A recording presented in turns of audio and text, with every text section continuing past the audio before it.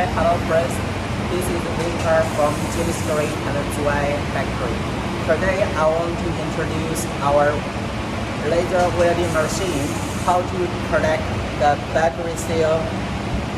Just now, this is 2000 watts laser machine to weld the barrels and a connector between battery cell.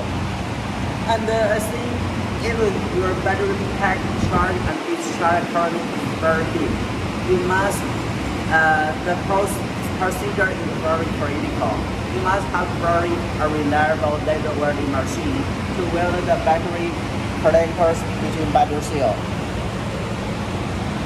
Yeah, and I give you an example. If the laser welding machine is not good, maybe the welding port, like the barrels, is not good. Okay.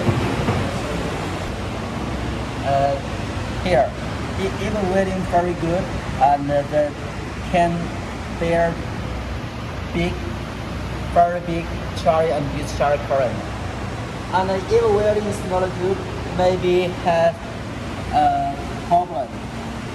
some problem, and short circuit, and here will be very hot. Okay, thank you.